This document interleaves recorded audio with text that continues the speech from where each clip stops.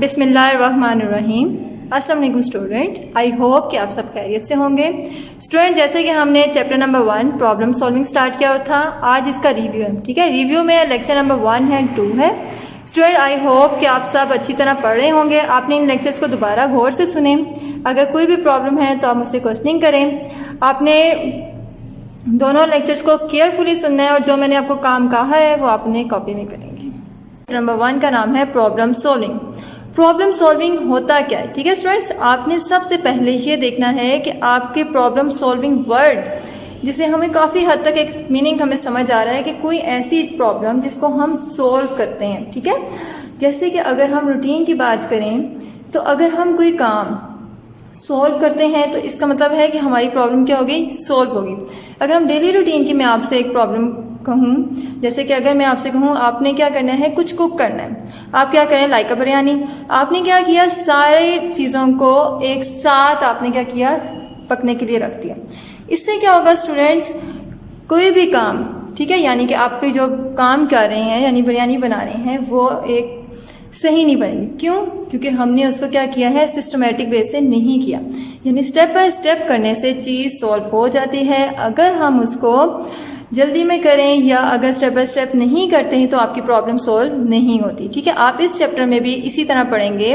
Different steps हैं जिसकी मदद से हम अपनी प्रॉब्लम को सॉल्व करते हैं। इससे क्या होता है? हमारी प्रॉब्लम्स को सॉल्व करने में हेल्प मिलती है।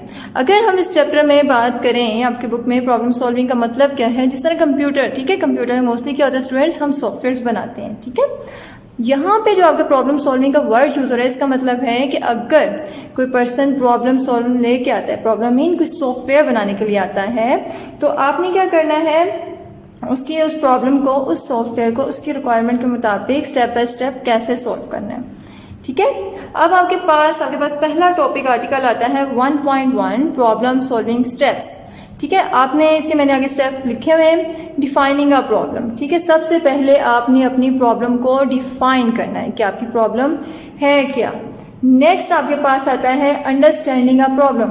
ठीक है, आपने जो प्रॉब्लम ऊपर डिफाइन की उसको आपने क्या करना है? अंडरस्टैंड करना है कि आपकी प्रॉब्लम अच्छी तरह अंडरस्टैंड हो जाए। नेक्स्ट आता है प्लानिंग अ सॉल्यूशन। जब आपकी प्रॉब्लम डिफाइन हो गई तो आप क्या करेंगे? उसकी प्लानिंग करेंगे। ठीक है, आपकी प्रॉब्लम डिफाइन अंडरस्टैंडिंग के बाद आपसे क्या करेंगे? सॉल्यूशन देखेंगे। नेक्स्ट आपके पास आता है डिफाइन गाइडेड सॉल्यूशन। आपने क्या करना है कि बहुत सारे सॉल्यूशंस उस एक प्रॉब्लम के होते हैं। ठीक है, आपने उनमें से सॉल्यूशंस करना है। और नेक्स्ट आपके पास आता है सिलेक्टिंग द बेस्ट सॉल्यूशन। इसका मतलब है कि जो आप सॉल्यूशन देख रहे हैं, ठीक है, उनमें से बेस्ट सॉल्यूशन कौन सा होगा।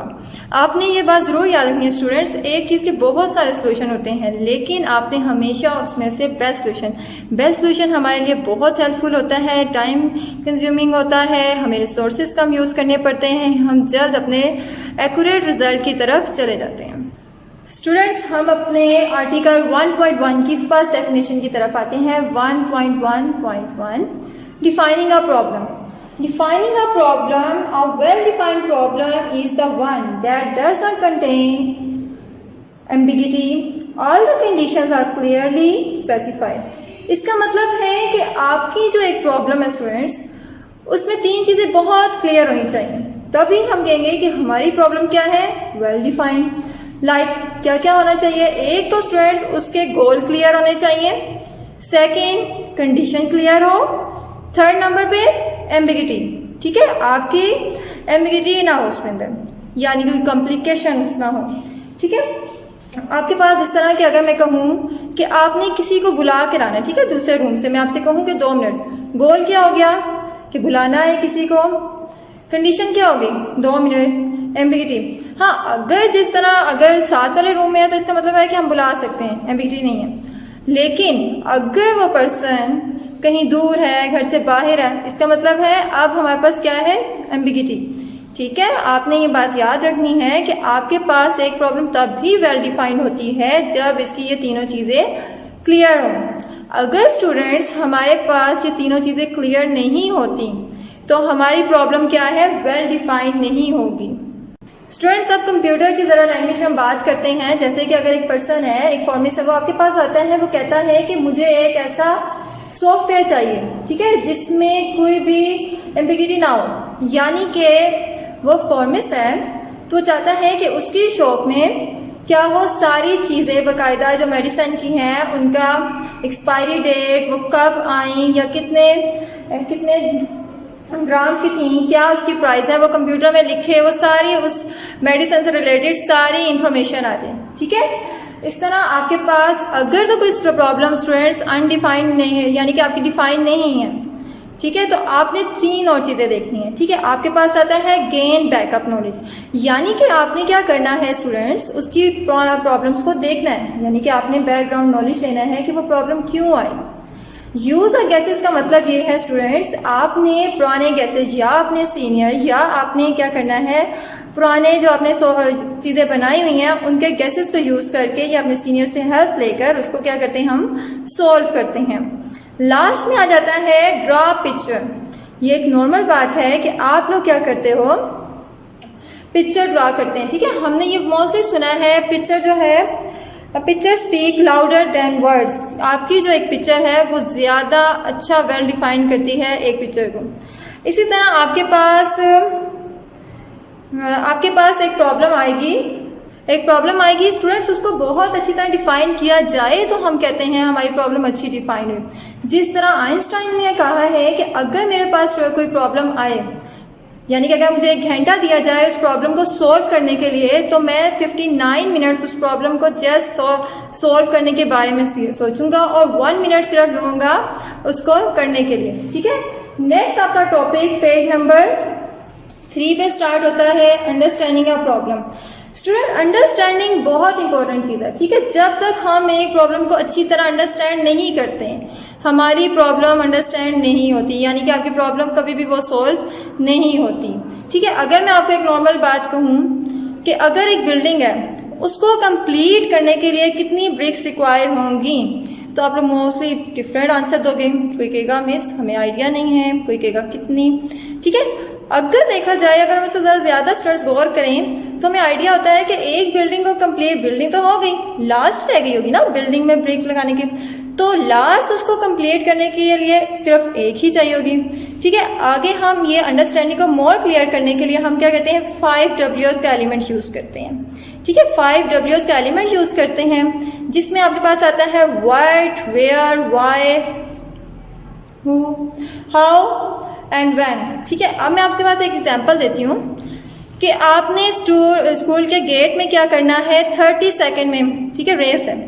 तो देखिए व्हाट करना क्या है गेट पे, ठीक है, वेयर स्कूल के, क्यों आप लोगों ने किया, विन करने के लिए, और आगे आपके पास है कौन करेगा, मैंने आपको स्टूडेंट्स ही कहा, व्हेन 30 सेकेंड्स। ठीक है स्टूडेंट, हम इन W's को इस तरह अपने डिवाइड कर लेते हैं। आपके बुक में भी एक एग्जाम्पल है जिसमें आपको कहा गया है कि आपने क्या करना है, ए नाम के लेटर के स्टूडेंट्स को स्कूल में कलेक्ट करने हैं, यानी आप उनकी डायरेक्टरी बनाएंगे।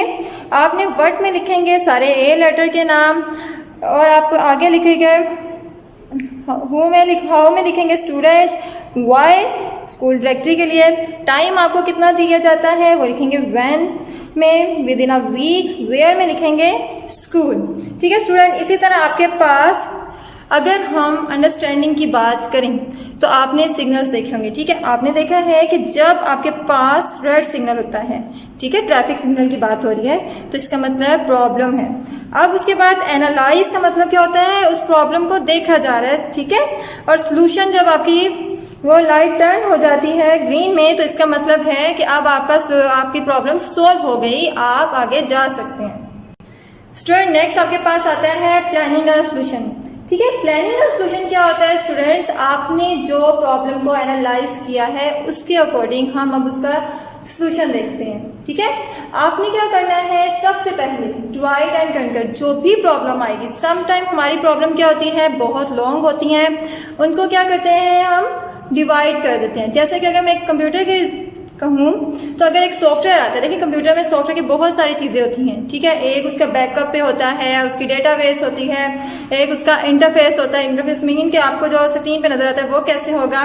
ठीक है, अगर ये सारे पर्सन अलग-अलग ये काम किया जाए तो आपका प्लानिंग जो एक सोल्यूशन हम कर रहे हैं वो अच्छा हो सकता है। इसी तरह आपके पास गैस चेक इम्प्रूव, ठीक है, आपके पास जब भी कोई प्रॉब्लम आएगी तो आपने क्या किया, उसको गैस किए, उस पर आपने इम्प्रूवमेंट की, ठीक है, आपने उसको क्या करते हैं, रिफाइन करते हैं, चेक करते हैं कि ये कंडीशन सही जा रही है, हमने जो काम किया है वो एक्यूरेट है कि नहीं। नेक्स्ट आपके पास आता है एक्ट इट आउट, ठीक है, आप क्या करते हो, यहाँ पे एक्ट इट आउट में आपके पास लिखा हुआ है टू डू टास्क, यानी कि जब आपके पास एक टास्क आ जाता है स्टूडेंट्स, आप क्या करते हो, उसको एल्गोरिदम बनाते हो। एल्गोरिदम होता है स्टेप बाय स्टेप उसको राइट करते हैं, ठीक है।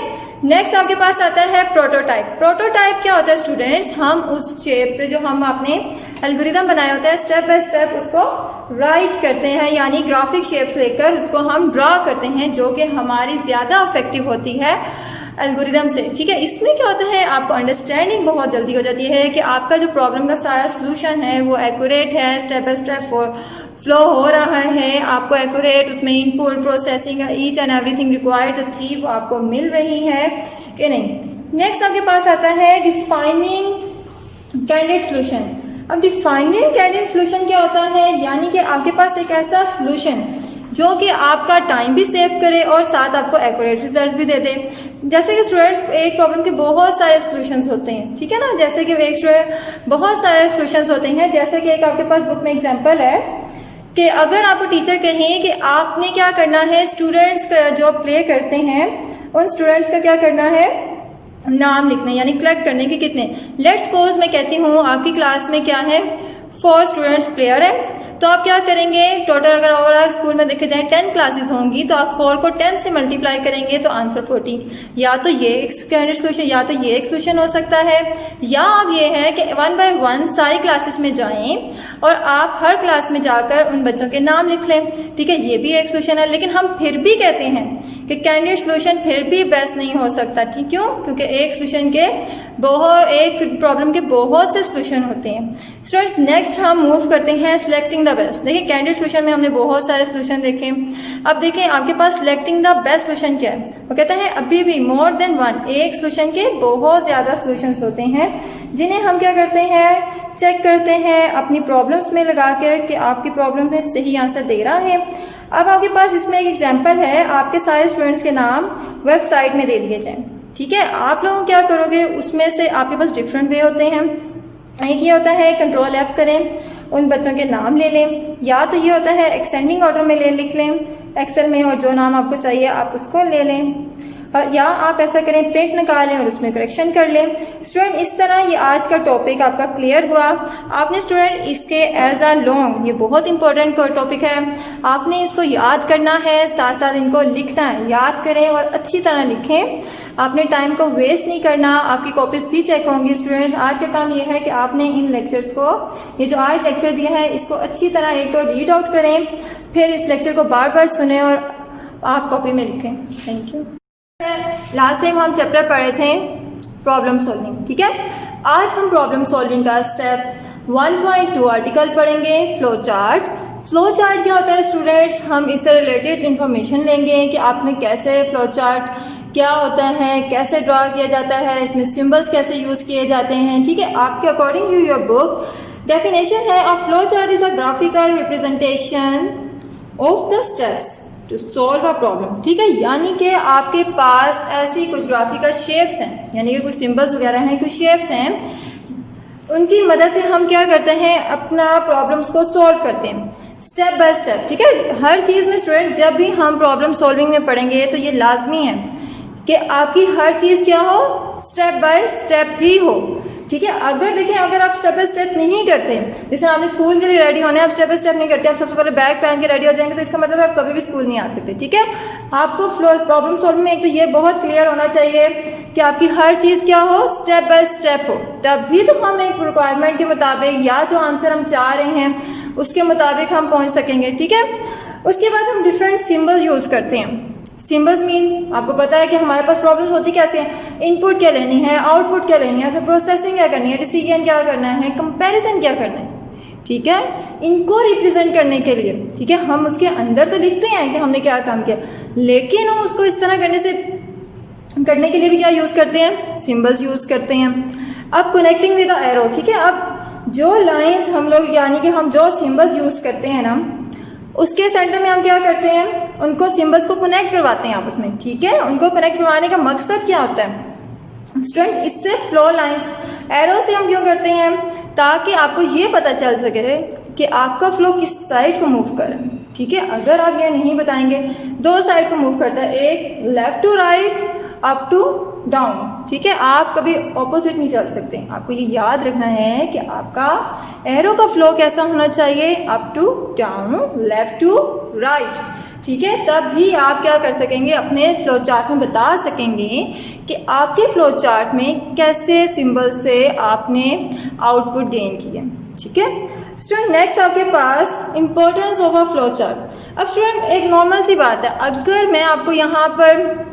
एक सीन है, मैं वैसे ही आपको बाय टेक्स्ट में बता दूँ, लाइक ऐसे था कोई, ठीक है। हमने कोई सीन शो किया है, मैंने उसको बाय ऐसे रिप्रेजेंट किया टेक्स्ट फॉर्म में, ठीक है। दूसरी तरफ मैं क्या करती हूँ, एक शेप बनाती हूँ जिसमें माउंटेन ड्रा कर लिए मैंने, स्काई कर लिया, रिवर कर लिया, ठीक है। तो आप लोग जैसे ही आपकी नज़र उस पिक्चर पे पड़ेगी, आप फ़ौरन गैस कर लेंगे कि आपका ऐसे क्या है, कि क्या मैंने रिप्रेजेंट किया हुआ है, कोई नेचुरल ब्यूटी को रिप्रेजेंट किया हुआ है, ठीक है। इसी तरह अब ये फ्लो चार्ट की इंपॉर्टेंस बहुत है, ठीक है। क्या होता है कि हमारे पास जो फ्लो चार्ट है ना, वो ज़्यादा इम्पैक्ट होता है, ठीक है, ज़्यादा यानी कि अच्छा हमें क्लियर अंडरस्टैंड होता है एज़ कम्पेयर टू टेक्स्ट। जैसे कि बोर्ड में देखें, जो अनऑथराइज भी होते हैं ना स्टूडेंट्स, उनको भी अब जो साइन बने होते हैं, यू टर्न लेना है, उनको फ़ौरन समझ आ जाती है, ठीक है। इससे क्या होता है, जो लोग नहीं पढ़े लिखे होते हैं उनको भी इजीली अंडरस्टैंड होती है। लेकिन अगर सॉफ्टवेयर में बात की जाए तो हमारी जो प्रॉब्लम्स बहुत कॉम्प्लिकेटेड होती हैं उनको इजीली अंडरस्टैंड कर लेते हैं हम फ्लो चार्ट की मदद से, ठीक है। आपके पास नेक्स्ट आता है determining requirement for a flow chart, ठीक है। आपके पास अब फ्लो चार्ट की रिक्वायरमेंट्स क्या होनी चाहिए स्टूडेंट। सबसे पहले देखें input. Input means taking data from the user, ठीक है। इनपुट हम किससे लेते हैं, देखिए जब भी आपको कोई चीज़ फाइंड करने की दी जाएगी तो आपने इनपुट लेनी किससे होती है। जैसे अगर कोई फार्मूला दिया जाएगा तो उसमें जो वेरिएबल्स होंगे वो हम किससे लेंगे, यूज़र से ही लेंगे ना। जैसे कि हमें ए और बी की वैल्यू चाहिए होगी तो हमें तो सिर्फ ऐड करने को दिया जाएगा, ठीक है। हमने उसकी वैल्यूज़ किससे लेनी है, यूज़र से। यूज़र कौन होता है, यानी जो हमें सॉफ्टवेयर बनाने को देता है या हम जो इसका काम कर रहे होते हैं, ठीक है। उसके बाद प्रोसेसिंग में आपके पास क्या आता है, these may include increasing, decreasing a value, adding, multiply, dividing to values, ठीक है। इंक्रीजिंग और डिक्रीजिंग क्या होता है स्टूडेंट, सम टाइम हमने लूप चलानी होती है। अब लूप अभी थोड़ा आपको आइडिया नहीं होगा स्टूडेंट। सम टाइम क्या होता है कि हमने, अगर मैं आपको सिंपल कहूँ कि आपने क्या करनी है, 50 वैल्यूज़ ऐड करनी है, आप क्या करेंगे, आप 1 बाय 1 उसके अंदर ऐड करेंगे, ठीक है। आप एक साथ नहीं कर सकते, ठीक है। आपने क्या करना है, 1 बाय 1, उसको हम क्या कहते हैं, लूप। वो उसके अंदर जब हम ऐड करते हैं ना तो हम कहते हैं इंक्रीजिंग। अगर हमने उसके अंदर से कम करनी होगी स्टूडेंट तो हम क्या देते हैं कि ये क्या है, डिक्रीजिंग, ठीक है। नेक्स्ट आपके पास डिसीजन। सम टाइम स्टूडेंट्स हमारे पास क्या होता है, हमें कंडीशन दी जाती है कि आपने ये काम करना है। जैसे कि मैं आपसे कहती हूँ कि अगर आपके मार्क्स ग्रेटर देन 30 होंगे तो आप पास होंगे, अगर नहीं होंगे तो इसका मतलब क्या है, फेल होंगे, ठीक है। अब ये जो है ना स्टूडेंट के पास होंगे फेल होंगे, अब देखिए यहाँ पे क्या आ रहा है, एक कंडीशन है, यानी कि आपके मार्क्स आएंगे तो आपको पता चलेगा कि आपके मार्क्स अगर ग्रेटर देन 30 हैं तो पास हैं, अगर अदरवाइज आप क्या हैं, फेल है। तो इसका मतलब यह है कि यहाँ पर एक डिसीजन हो रहा है, ठीक है। डिसीजन में क्या होता है, आपके पास दो कंडीशन आती हैं स्टेटमेंट्स, ठीक है। या तो आप ट्रू होता है या वो क्या होता है, फॉल्स होता है, ठीक है। आपके पास दो एरो इसमें से निकलते हैं तो एक आपका, उसमें आपको क्या पता चलता है कि कंडीशन ट्रू है कि फॉल्स। स्टूडेंट लास्ट में आपके पास आता है आउटपुट, ठीक है। आफ्टर प्रोसेसिंग या हमने डिसीजन के बाद जो भी काम किया उसके बाद जाहिर सी बात है जो हमें रिजल्ट आएगा उसकी क्या होता है, आउटपुट होता है, ठीक है। आपके पास देखें इनपुट, प्रोसेसिंग, आउटपुट। हमेशा स्टूडेंट जो भी सिंपल अगर हम बात करें हमेशा यही होगा कि आपके पहले इनपुट दिया जाएगा, उसमें आप प्रोसेसिंग करते हैं। प्रोसेसिंग में कोई भी चीज़ हो सकती है, आप फार्मूला यूज़ कर रहे हैं, आप सब्ट्रैक्शन कर रहे हैं, कुछ ईच एंड एवरीथिंग जो आपने फाइंड करनी होती है वो सारी किसमें होती है, प्रोसेसिंग में। और लास्ट में आपका क्या आ जाता है students, output. Student next topic आपके पास आता है फ्लो चार्ट सिंबल्स, ठीक है। फ्लो चार्ट सिंबल्स आपके पास पेज नंबर 8 पे आता है, ठीक है। ये इंपॉर्टेंट टॉपिक है थोड़ा स्टूडेंट। अगर फ्लो चार्ट की बात कीजिए ना, ये टॉपिक शॉर्ट में और लॉन्ग में दोनों में इंपॉर्टेंट, ठीक है। ये इसमें से MCQs आ जाते हैं, लॉन्ग क्वेश्चन आ जाते हैं, इसलिए आपने केयरफुली इनको करना है और समझें, ठीक है, याद करें इसको साथ साथ। अच्छा स्टूडेंट सबसे पहले क्या है आपके पास फ्लो लाइन।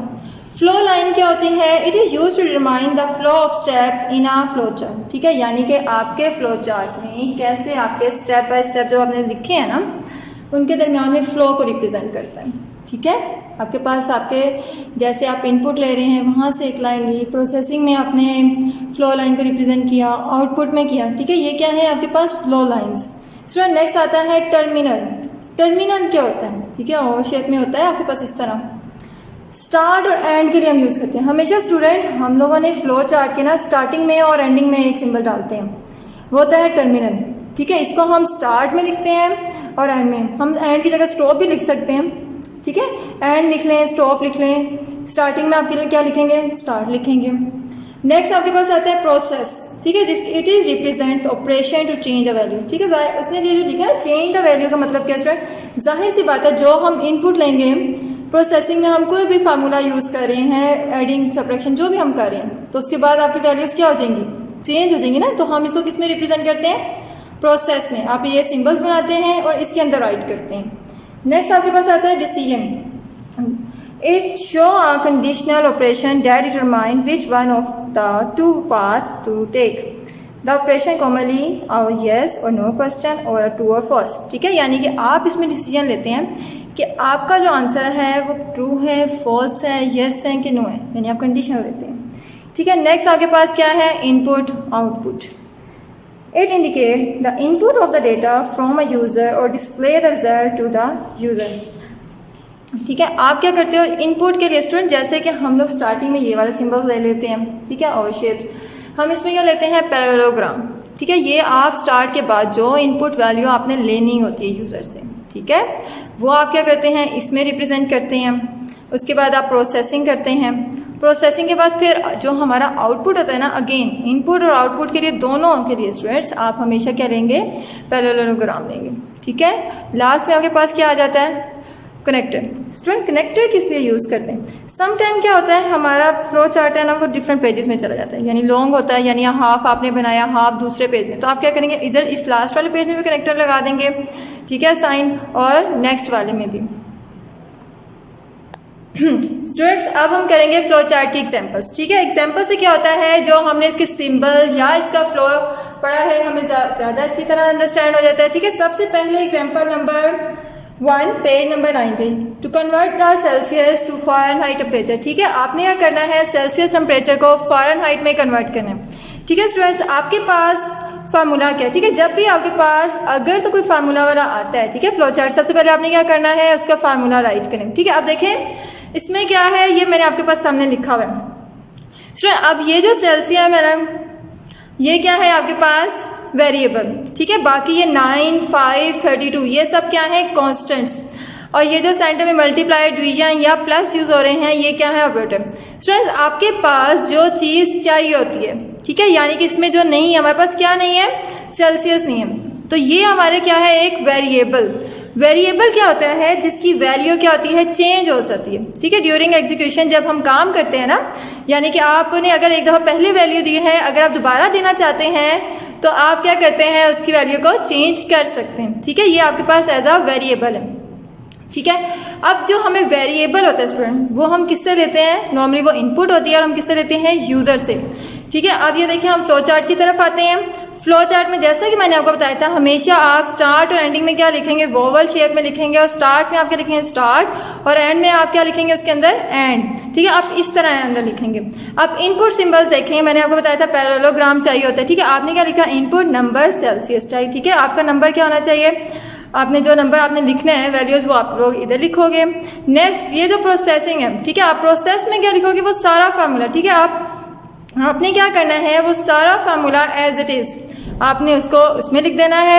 अब देखें स्टूडेंट्स, अगर मैंने इनपुट में सेल्सियस के आपने ऐसे ही लिखा, आप नॉर्मली कोशिश किया करें जैसे आप लोग फ़ारेनहाइट है, FAH लिखा है, आप इससे मिलते जुलते ही वैल्यू लिखें। अगर मैं सेल्सियम का इधर C लिखती हूँ तो मैं इधर भी रिप्रेजेंट करती हूँ बाय C ही, ठीक है। लास्ट में प्रिंट क्या होती है, आपके पास आउटपुट होता है, ठीक है। आप लोग वैल्यू को प्रिंट करवाते हैं, यानी कि आप आंसर लेते हैं। तो आपने क्या करना है, यहाँ पे क्या आएगा, फ़ारेनहाइट। अगर मैं सिंपल बताऊँ कि आपके पास, आपको ये कैसे पता चलेगा स्टूडेंट का इनपुट क्या है, आउटपुट क्या है। तो स्टूडेंट ये जो आपकी राइट साइड होती है ना स्टूडेंट, ये एक थोड़ा सा हिंट है, ये जो आपके पास राइट साइड में जो भी वेरिएबल होते हैं, ठीक है, वो आपके क्या होते हैं, इनपुट, ठीक है। हम वो स्टार्टिंग में रिप्रेजेंट करते हैं। स्टूडेंट जो आपके पास लेफ्ट साइड में होता है, ये जो F है, ठीक है, आप लोग अगर इधर F लिखोगे, प्रिंट भी आपने क्या करवाना है, F ही, ठीक है। आपने ये जो लेफ्ट साइड पे है F, वो क्या है आपके पास, आउटपुट। तो आउटपुट में आपने क्या प्रिंट करवाएंगे, फिर फ़ारेनहाइट, ठीक है। स्टूडेंट्स आपने क्या किया, अब देखिए मैं एक दफ़ा शेप्स के साथ बताती हूँ। आपने स्टार्टिंग में ली वॉवल शेप और एंडिंग में इनपुट और आउटपुट के लिए लिया पैरेललोग्राम और प्रोसेसिंग के लिए क्या ले लिया, रेक्टेंगल। स्टूडेंट ये जो लास्ट में मैंने आपको एक, ये क्या था, सेल्सियस टू फ़ारेनहाइट, ठीक है। आपको सेल्सियस दिया था, आपने फ़ारेनहाइट, ठीक है। इसी तरह आपको मैं एक काम दे रही हूँ, अगर आपके पास फ़ारेनहाइट टेम्परेचर, ठीक है, आपने क्या करना है, फ़ारेनहाइट टू सेल्सियस कन्वर्ट करना है, ठीक है। मैंने आपको ये फार्मूला बता दिया है। आप क्या करेंगे, इसकी हेल्प से मुझे ये फ्लो चार्ट अपनी कॉपीज़ में ड्रा करेंगे, जो कि मैं बाद में आपके चेक करूँगी। फ्रेंड्स हम नेक्स्ट एग्जाम्पल देखते हैं example number 5, to find the sum and product and average of 5 given numbers, ठीक है। स्टूडेंट्स अब आपने क्या करना है, 5 नंबर्स लेने हैं, उनका क्या करना है, सम निकालना है, प्रोडक्ट करना है और एवरेज, ठीक है। अब देखिए स्टूडेंट्स, सम क्या होता है, प्रोडक्ट क्या होता है, एवरेज वो आप कैसे फाइंड आउट करेंगे। सम आपको पता है, एडिंग कर लेते हैं। प्रोडक्ट क्या होता है, मल्टीप्लाई करना, और एवरेज क्या होता है, sum of the value divided by number of the value, ठीक है। अब स्टूडेंट यहाँ पर देखें, आपके पास स्टार सिंबल तो एज इट इज हो गया, ठीक है।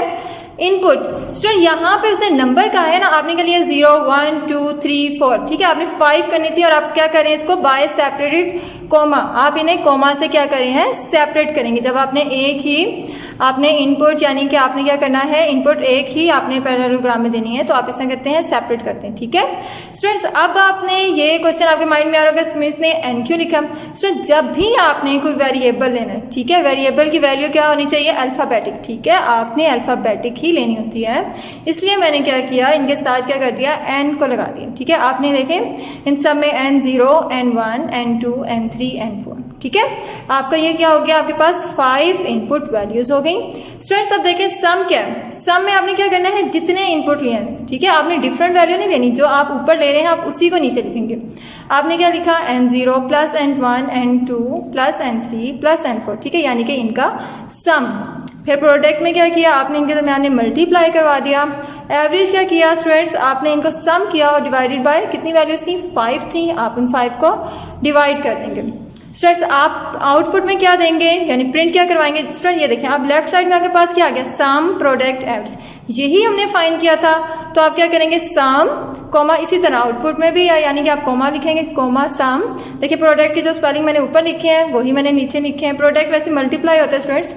अच्छा फिर आप क्या करेंगे, प्रोडक्ट और फिर कोमा और एवरेज, इसी तरह एंड आपका हो जाएगा, यानी कि आपका आउटपुट आ गई तो आप क्या करेंगे उसको एंड। स्टूडेंट्स अब आपका क्या काम है, आपने क्या करना है, जितने भी फ्लो चार्ट हैं, पेज नंबर आपके पास, पेज नंबर 9 में आपके पास लास्ट में आते हैं फ्लो चार्ट नंबर 2 3 4।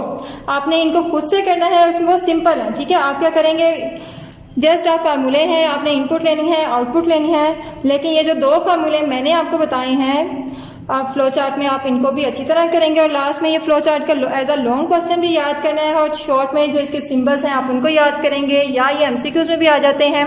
और आपने इन फ्लो चार्ट्स को सारों को अपनी नीट कॉपी में क्या करना है, ड्रॉ करना है, ठीक है। आपके ये काम चेक होगा। टॉपिक आपके पास आता है conditional flow in a flow chart. Conditional flow हम कब यूज़ करते हैं, यानी कंडीशनल फ्लो का मतलब ये होता है जहाँ पर हमें कोई कंडीशन दी जाए, ठीक है, यानी कि less than, greater than, equal, not equal, ठीक है, वहाँ पर हम कंडीशन यूज़ करते हैं। कंडीशन के लिए हम डायमंड शेप यूज़ करते हैं। स्टूडेंट नेक्स्ट आगे सारे जो आपके पास फ्लो चार्ट हैं वो डिसीजन मेकिंग पे ही हैं, यानी कंडीशन पे ही हैं। आपने उनको अच्छी तरह ड्रॉ करना है अपनी कॉपीज़ पे। नेक्स्ट आपके पास टॉपिक आता है एल्गोरिदम। एल्गोरिदम आपको स्टेप बाय स्टेप प्रोसीजर होता है स्टूडेंट्स। ये एज अ लॉन्ग भी इंपॉर्टेंट है और एज अ शॉर्ट भी, ठीक है। आपने इसकी डेफिनेशन बहुत अच्छी नीचे लिखी हुई है, आपने इसको ये यहीं से याद करना है। आपके पास नेक्स्ट टॉपिक आएगा। नेक्स्ट ये जो फार्मूलेशन ऑफ एन एल्गोरिदम है स्टूडेंट्स, इसमें ये जो स्टार नोटेशंस दी हुई हैं, कीवर्ड्स दिए हुए हैं, ठीक है, ये आपके पास हैं। इनके एज अ शॉर्ट आ सकता है और एज अ लॉन्ग भी आ सकता है। और आगे ये जो आपके पास सारी एल्गोरिदम की एग्जांपल्स है ना स्टूडेंट्स, इनमें से कोई एग्जांपल्स आपको शॉर्ट और लॉन्ग में मिलकर भी पूछी जा सकती है, डिफरेंट ए भी पार्ट करके भी जा सकते हैं। इनको भी अपने कॉपी स्टूडेंट लास्ट में आप लोगों ने ये सारे एल्गोरिदम ड्रा होंगे आपकी कॉपीज़ पे, ठीक है। आपने इनको अच्छी तरह याद करें। और स्टूडेंट यहाँ पर आपका टॉपिक क्लोज हो गया। अल्लाह हाफिज़।